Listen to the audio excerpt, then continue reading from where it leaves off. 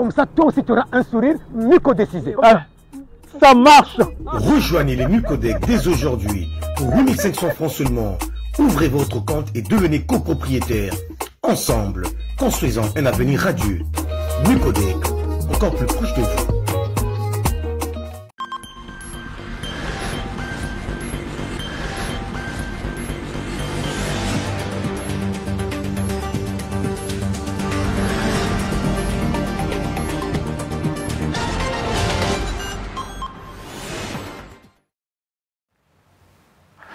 Mesdames, Messieurs, bien chers téléspectateurs de MCRTV et NF, que votre cœur ne se trouble point, vous êtes bel et bien sur votre scène de proximité en vue de cette édition dominicale dont voici les principales manchettes.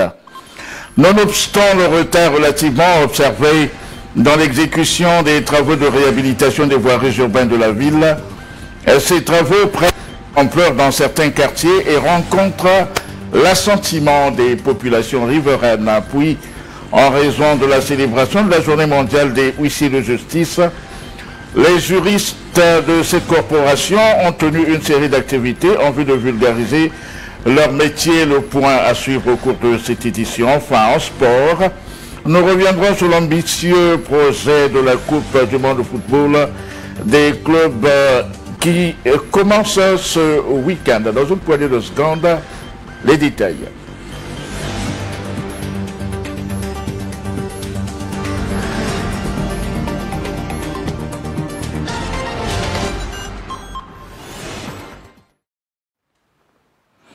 Mesdames, Messieurs, une fois de plus, recevez nos salutations et bon confort de suivi. Nous ouvrons cette édition dominicale par l'actualité locale. Les riverains des avenues Tister jusqu'à Nkunkubitemo et la bretelle de la route nationale numéro 1 entre Vanvan et Tister sont ravis du niveau actuel de déroulement des travaux de réhabilitation. C'est un constat de notre rédaction.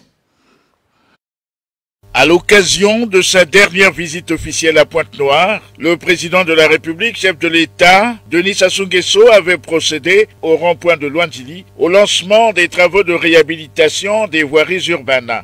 De cette date à aujourd'hui, beaucoup d'eau a coulé sous le pont. Ainsi, dans certains quartiers comme Nkunkubitemo, l'avenue Tister et Monkamba, quelques riverains ont bien voulu apprécier l'état actuel des travaux de réhabilitation des artères principales entre Vanvan et le rond-point Tister et entre le rond-point Tister et Nkunkubitemo. Les Chinois, depuis qu'ils ont commencé le travail, vraiment, celui qui dira que non, ils ne travaillent pas, vraiment c'est faux.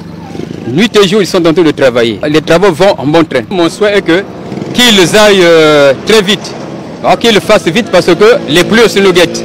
D'ici peu, il nous reste que 3 mois. 3 mois après, après les 3 mois là, ce sont les pluies. Donc, je voudrais qu'ils puissent atteindre un peu les pas afin que les travaux puissent aller et puis qu'ils arrivent au rond-point Luandili là. Parce que si les pluies viennent croiser ces travaux là, en tout cas, ça serait une catastrophe. Je n'étais pas vraiment content quand les travaux ont commencé. J'avais beaucoup de doutes. Maintenant là, je suis en train de voir que vraiment ça marche. Là, j'ai vraiment beaucoup de sécurité, beaucoup de confiance que ça va marcher. Je souhaite que vraiment la route là doit finir. Hormis le désagrément causé par la poussière, les riverains forment le vœu que ces travaux prennent fin avant la prochaine saison des pluies. Alors que s'exécutent les travaux de réhabilitation de l'avenue Tister du côté de Nkunkubitemo, les jeunes riverains flirtent avec le danger en se mettant dans l'environnement immédiat des engins. Ceci pose en filigrane un problème de sécurité sur ce chantier en plein quartier populaire. Suivez plutôt. Les travaux de réhabilitation de l'avenue Tister au terminus de Nkunkubitemo se déroulent dans une ambiance bon enfant. Seulement voilà, un phénomène dangereux est observé autour des engins. C'est le cas de ce POC-là, en plein travaux, et ceinturé des jeunes riverains qui attendent les mottes de terre pour y dégager ce qu'ils appellent dans leur jargon la ferraille, celle-ci destinée à être vendue.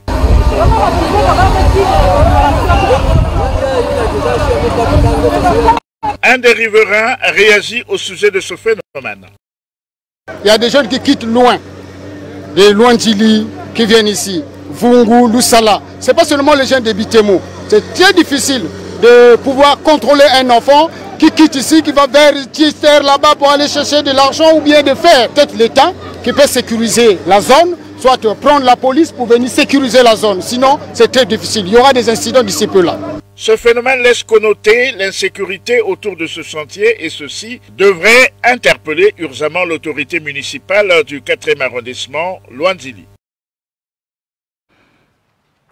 Quittons le réseau routier et les travaux publics pour parler de technologie avec le niveau de pénétration de la toile ou de l'Internet dans nos administrations, voire dans nos foyers, qui confirma aujourd'hui, à n'en point douter, que nous sommes à l'ère du numérique avec des penchants bien entendu positifs mais également négatifs, d'où la nécessité de s'arrimer aux technologies de l'information et de la communication au risque d'être déphasé ou démodé. Sir Modeste Mafouta Paris nous fait ce constat.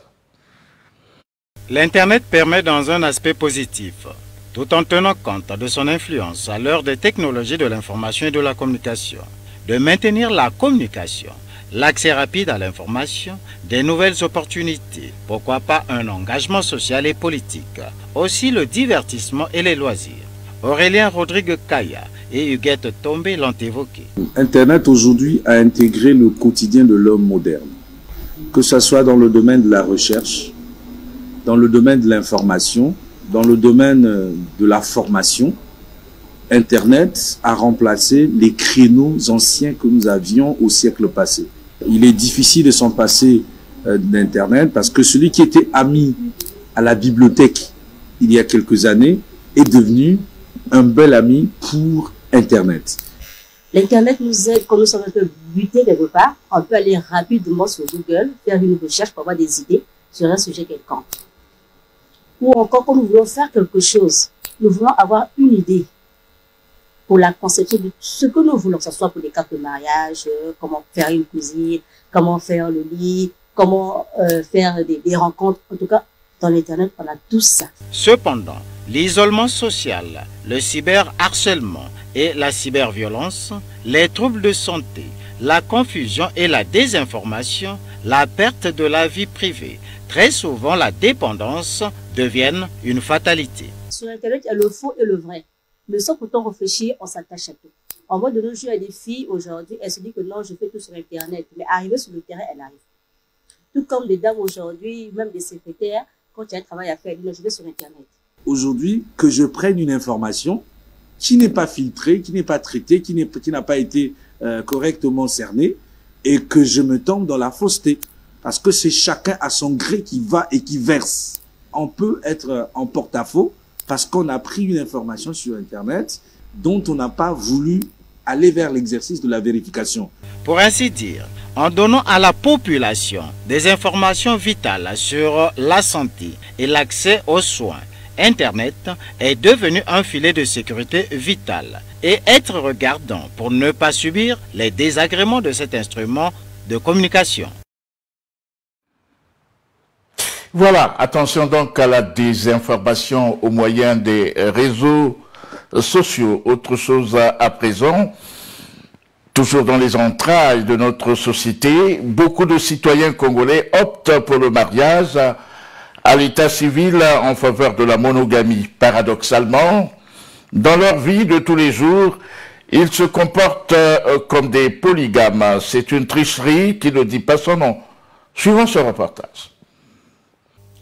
L'observation scrupuleuse des réalités de la société congolaise donne de constater une grande tendance à la monogamie lors des mariages. Seulement voilà, dans le vécu quotidien, ce régime monogamique n'est pas observé. D'ailleurs, même avec une femme dans la maison, les maris congolais entretiennent d'autres femmes communément appelées maîtresses dans la cité. Quelques citoyens évoquent ici les raisons de cette confusion. L'éducation de la base n'était pas bien respectée, ce qui fait que même les jeunes filles d'aujourd'hui sont devenues polygames parce que les parents n'ont pas les moyens de les aider sur le plan d'études, sur même éducation. Il n'y en a pas. Donc au Congo, ce qui amène beaucoup la polygamie, c'est l'éducation.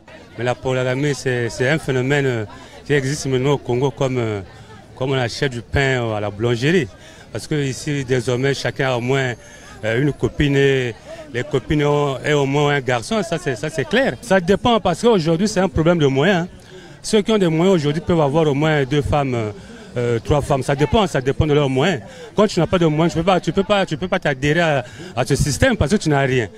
En réalité, la monogamie est le régime ou le système dans lequel l'homme ne peut être simultanément l'époux de plus d'une femme et la femme l'épouse de plus d'un homme. Toutefois, le droit congolais autorise la polygamie. Ainsi, plutôt que de tricher, les hommes peuvent officiellement prendre 1 ou 2 épouses. L'actualité en rappelle à l'occasion de la célébration jeudi dernier, 12 juin 2025, de la journée mondiale des huissiers de justice sous le thème « L'intelligence artificielle au service de l'huissier de justice, tiers de confiance ». La Chambre départementale des huissiers de justice de Pointe-Noire a organisé des journées portes ouvertes dont la cérémonie solennelle s'est déroulée dans la salle des mariages de l'hôtel de ville sous la houlette du 2e vice-maire représentant le maire de la ville. Le compte rendu d'Amélia Baker. Cette 2e édition des journées portes ouvertes de la Chambre départementale des huissiers de justice a permis aux acteurs du métier de plancher sur les enjeux de l'intelligence artificielle sur laquelle ils entendent s'appuyer pour s'arrimer à la modernité. Nous célébrons la 18e journée mondiale sous le thème « L'intelligence artificielle au service de l'huissier de justice, tiers de confiance ». Chères consoeurs et chers confrères, à l'heure où l'intelligence artificielle transforme les pratiques professionnelles, les huissiers de justice que nous sommes devront nous engager pleinement dans cette transition numérique. Ne la prenons pas pour une menace, mais considérons-la comme un outil d'assistance précieux pour nous qui sommes professionnels de l'exécution.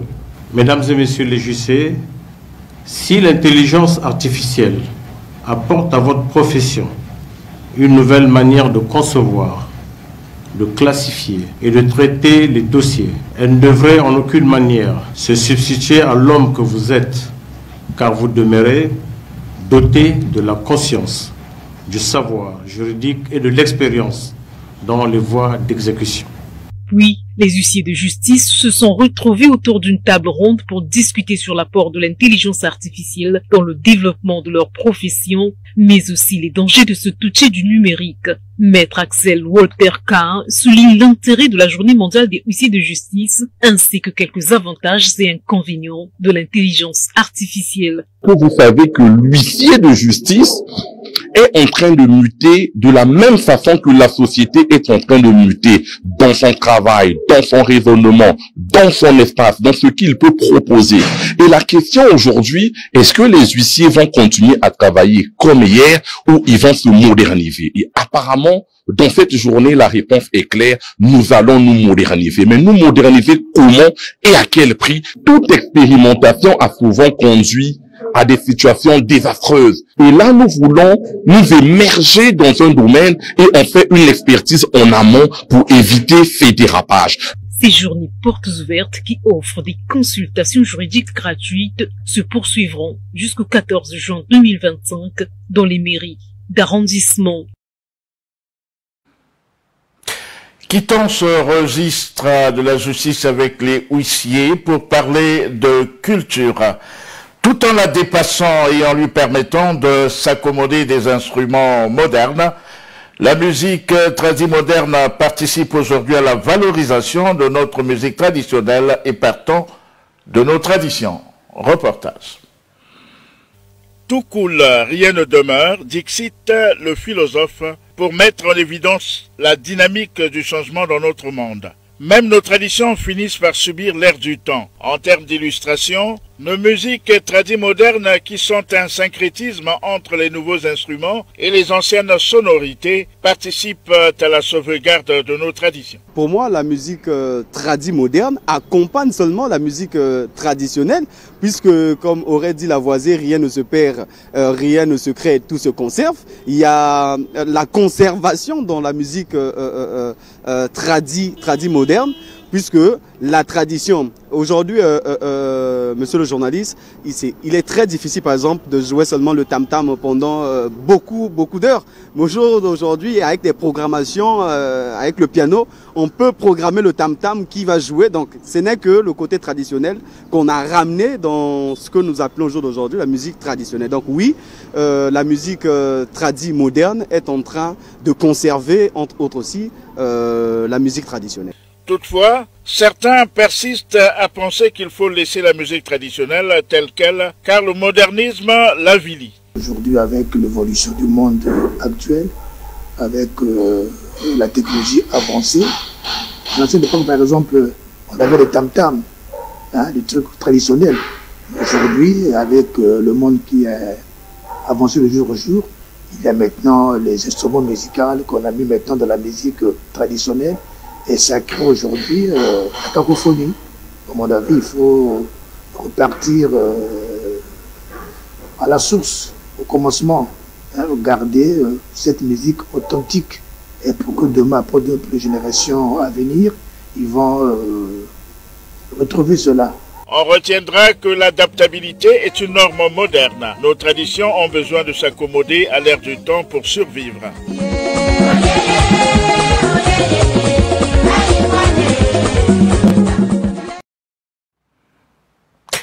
Je vous propose à présent de faire un tour du côté de Brazzaville avec la direction générale d'Airtel Money qui a lancé le 11 juin une nouvelle offre dite Airtel à l'international. Une offre qui marque une étape stratégique majeure dans l'évolution de l'inclusion financière à travers le continent africain. On fait le point avec notre correspondant dans la capitale politique, El Stayel Ankari.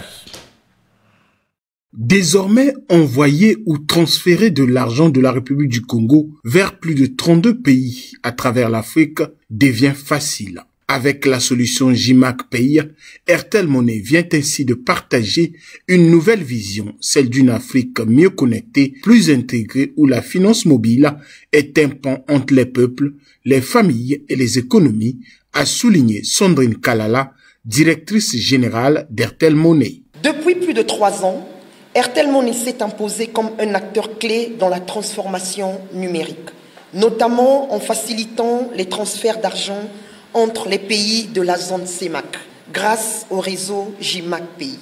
Désormais, nos clients peuvent envoyer de l'argent depuis leur mobile vers 31 nouveaux pays africains, bien au-delà de la zone CEMAC, tels que le Mali, le Sénégal, la RDC, le Bénin ou encore la Côte d'Ivoire. Et cela avec un taux accessible à tous, à partir de 3,8% hors CEMAC.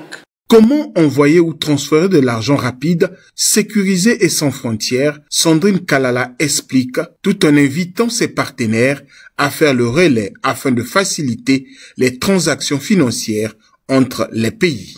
Pour y accéder, il suffit tout simplement de composer étoile 128, étoile dièse et laissez-vous guider. Je vous invite tous à porter ce message, à partager cette révolution et à être les témoins engagés d'une Afrique plus connectée, plus unie et plus forte. Selon la réglementation financière, le plafond d'envoi est fixé à 1 million de francs CFA, a souligné la directrice générale d'Airtel Money, qui rassure ses abonnés des mesures de sécurité mises en place pour fiabiliser leurs transactions. Revenons dans la ville océane Pointe-Noire pour évoquer le décret 2024-324 du 9 juillet 2024 qui encadre et sécurise le transport public par les motocycles ou taxi-motos. Que doit-on retenir de l'application de ces dispositions sur le terrain de la pratique. On retrouve Saint-Cyr Modeste Mafuta Paris. De toutes ces dispositions réglementaires édictées par les autorités compétentes, le cas du choisible qui identifierait les conducteurs de taxi-moto ne sont nullement visibles chez certains. Les concernés se sont exprimés à ce sujet. Moi, je porte le choisible parce que le client doit voir que moi, je fais taxi-moto. Si l'État congolais constate qu'on n'a pas de gilet, c'est notre négligence à nous-mêmes. Si réellement on passe devant la loi, on n'a pas de gilet, si on arrête, on nous arrête vraiment, carrément ça c'est vraiment une infraction, on ne peut jamais condamner la loi. Les policiers font leur boulot. Si j'ai les gilets, c'est eux qui sont mauvais. Parce que j'ai tout au moins, gilet, casque, ça carrément, si le policier m'arrête, il me bouffe de l'argent, ça les policiers sont mauvais. Vraiment le gilet n'est pas cher, le gilet c'est moins cher. C'est notre négligence à nous-mêmes. Le gilet c'est 2500. C'est à nous de dire à nos patrons d'acheter les gilets, de nous mettre à l'aise. Sur la faisabilité des dispositions réglementant ce secteur, bienvenue Mabiala, syndicaliste, a laissé entendre ce qui suit. La valeur à cette profession, il y a des décrets. Les taxis-motos, nous sommes en train de faire la sensibilisation. Vous avez votre taxi, vous avez le chauffeur. Le chauffeur doit adhérer. Quand on va lui doter la carte syndicale, le badge et la tenue. Parce que les tenues là sont numérotées. Ceux qui n'ont pas de tenue, c'est ce que nous appelons les clandestins. Quelqu'un se lève un matin, prend le vélo. Parfois, ce n'est même pas censé pour faire le taxi-moto. C'est pour lui-même, il va dans ses business, il fait d'abord le taxi-moto, il trouve un petit 3000, après il va faire les business. Ainsi, le transport par motocycle vise une mobilité, la sécurité des usagers, en respectant les lois et règlements en vigueur. Et nous restons dans les entrailles de notre société pour parler du contrôle des agents civils de l'État, qui avait mis en évidence, il y a peu, un nombre relativement important d'emplois fictifs. Ce phénomène n'est pas sans incidence sur le rendement de la fonction publique. On fait le point. En République du Congo, l'État s'était déjà engagé en 2019 à lutter contre les emplois fictifs de la fonction publique et tous ceux qui touchent des indemnités sans le mériter. D'ailleurs, un recensement a dénombré que plus de 4500 agents étaient dans cette situation. Pour votre gouverne, une juriste apporte un éclairage sur l'emploi fictif ou le contrat de travail fictif. Le contrat de travail se définit par 3 critères. Un lien de subordination entre un employeur et son employé, une rémunération et une prestation de service qui est effectuée en contrepartie de cette rémunération. On parle de contrat de travail fictif lorsqu'un des critères est manquant et le plus souvent lorsque la rémunération est versée sans qu'un réel travail soit effectué en contrepartie. Le travail fictif est sanctionné pénalement aussi bien contre l'employeur que contre le salarié qui n'a pas exercé la prestation. Malgré le énième recensement des agents publics en 2 décennies, les résultats sont ahurissants. Des milliers de faussaires, tant dans le solde des civils que des militaires. On a dénombré 4525 agents fictifs.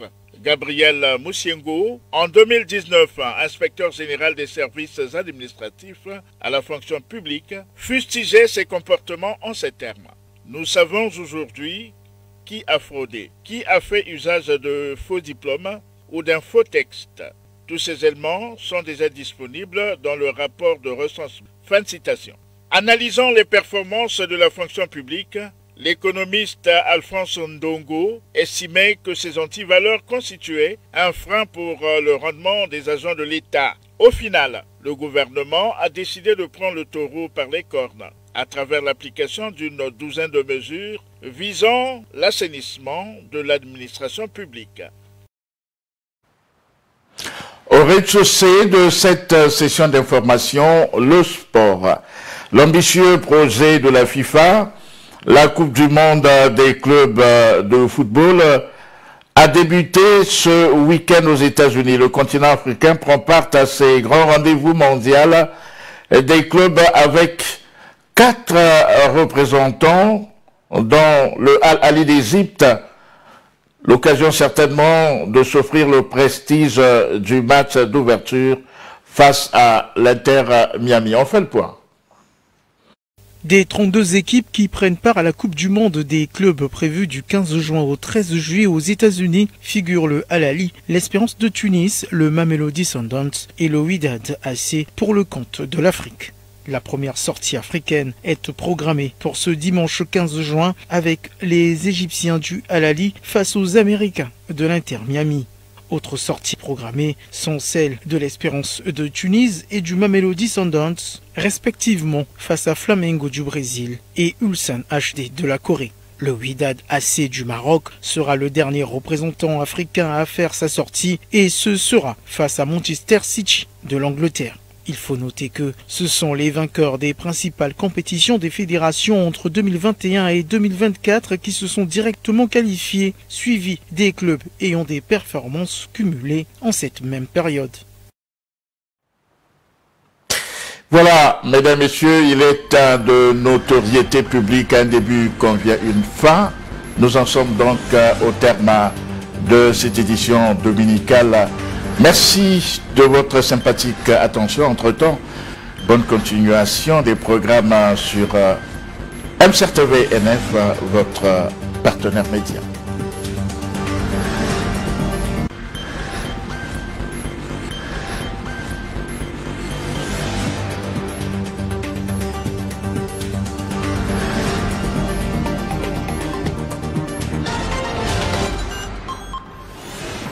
MCR TV, notre partenaire média.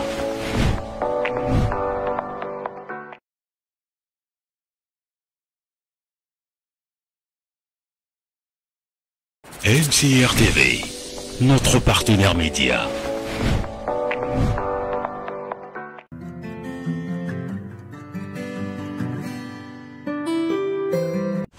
Avec Canal+, changez de dimension. Réabonnez-vous et accédez à la formule supérieure pendant 30 jours pour seulement 2000 francs de plus. Si vous êtes abonné Access, profitez de la formule évasion avec le meilleur du football et des chaînes Nollywood TV et Nollywood TV Epic. Si vous êtes abonné Évasion, profitez de la formule Évasion Plus avec toutes les chaînes Canal+ et les plus